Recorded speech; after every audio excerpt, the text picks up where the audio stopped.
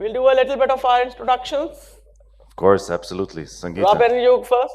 Me first? Yes. First I'll tell you, my uttapam this morning tasted particularly tasty because I had a wonderful day one with all of our participants, and I think the speakers who really enriched the conversations. We didn't often agree, which is good, because through friction, we move forward.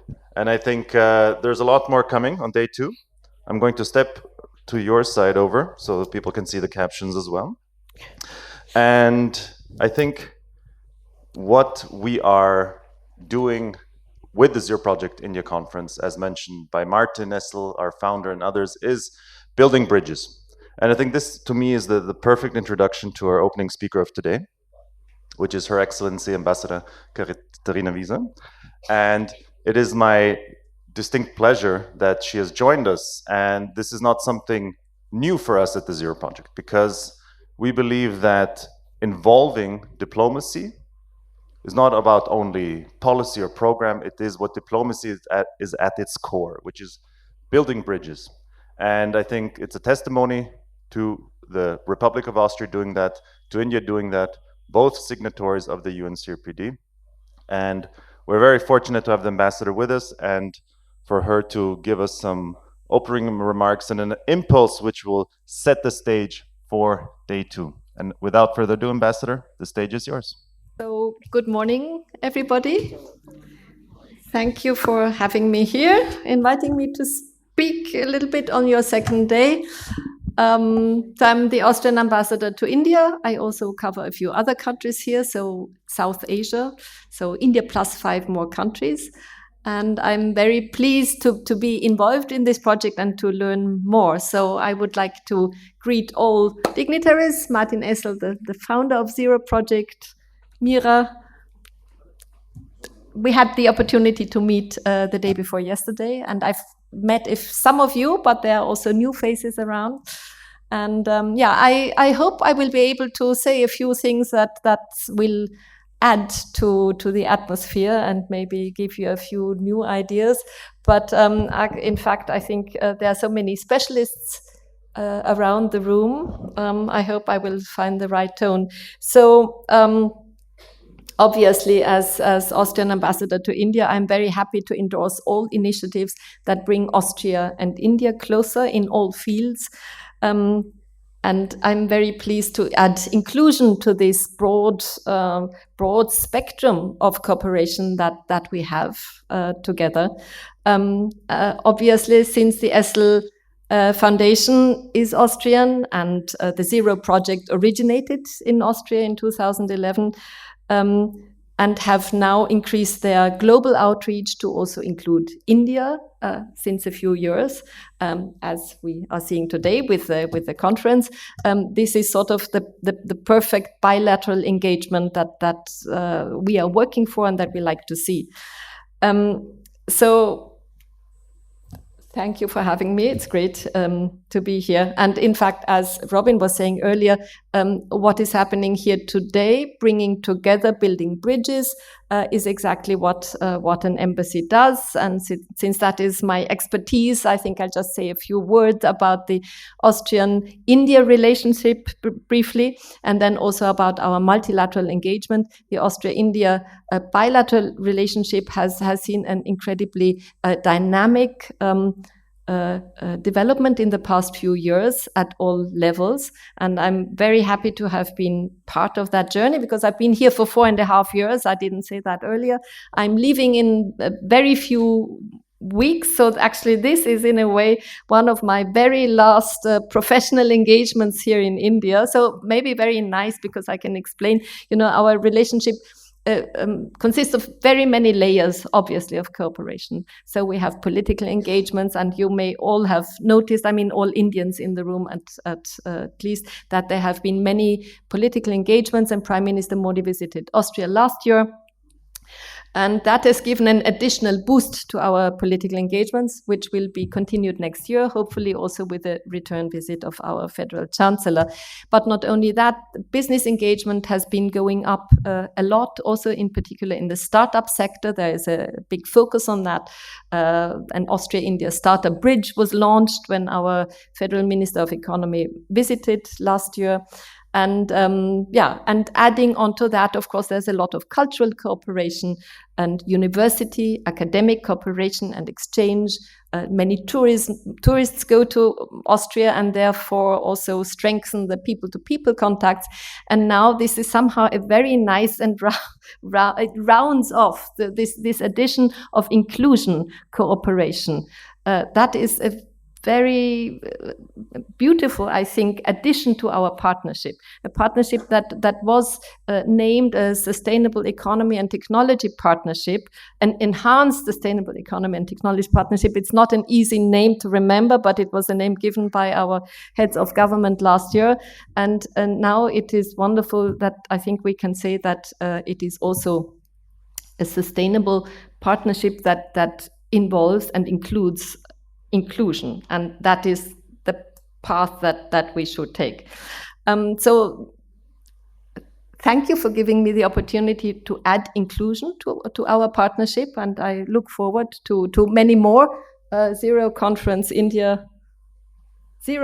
conferences in India, thanks to Mira. So this is the third one, as you all know. And now just a little bit, because I'm obviously foreign policy is close to my heart, and there's a link, of course, between what is happening here, or there are international instruments also to support inclusion. As you know, the UN CRPD is actually the implementation of this international agreement is something that the Zero Project is also supporting. Austria, as you know, is a relatively small, so we say medium-sized country in the heart of Europe, and with 8 neighboring countries, so it's a landlocked country, and it is very outward-oriented and has always been. So Austrian foreign policy is one of the cornerstones of Austrian foreign policy, one can say, is multilateral cooperation and international engagement. Vienna, as you know, is one of the headquarters of the UN, and this again gives us another link to the Zero Project. Multilateral cooperation, we often say, is in the DNA of at least Austrian foreign policy, and so the early ratification of the UN Convention on the Rights of Persons with Disabilities is something that corresponds to Austrian multilateral engagement in general. So we have shown leadership on that pathway. We view inclusion as a human right and a policy priority, and this is reflected through national policies. And this, of course, we want to communicate to you as well. So we promote accessibility standards, inclusive education, and also the partnership with the Essel Foundation and the Zero Project is an important part of promoting inclusivity and also the implementation of the CRPD in Austria.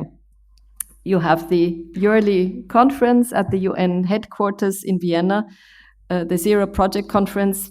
Some of you may have been there or may attend in the future. So I think this is a really, really impressive engagement that links our national priorities with global outreach and implementation.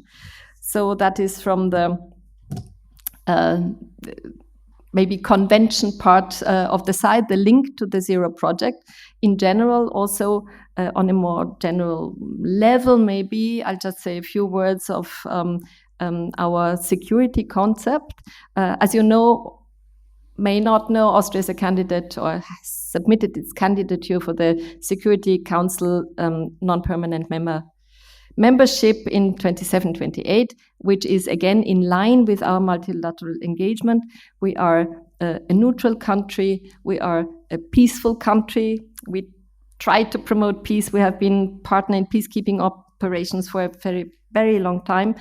And the concept of, and we have also initiated and supported disarmament and non-proliferation initiatives for a very long time. So that is a corner, a marker of our foreign policy engagement also. And as a small, medium-sized, neutral country, we want to play a role also in this very important part of multilateral cooperation. So around every 20 years, we try to become a member of the Security Council to promote our vision of peace, which also includes human security. So we try to put the human person at the center of our engagements and of our initiatives. And in that also inclusion plays an incredibly important part. We know in all kinds of crises, whether they are man-made or not man-made, natural disasters, people with disabilities often face particular hurdles. So in that whole sense of how we look at security, it is important to put people with disabilities at the center of our attention, and to focus on how we can build societies where they can live an equal life and an easy life under normal circumstances, but in particular also, of course, when there are all kinds of crises. And unfortunately, the world is a complicated place, but that's a very diplomatic expression of what the world is. So both man-made and natural disasters really pose huge challenges, and we need to make sure that people with disabilities have the opportunity to survive these challenging times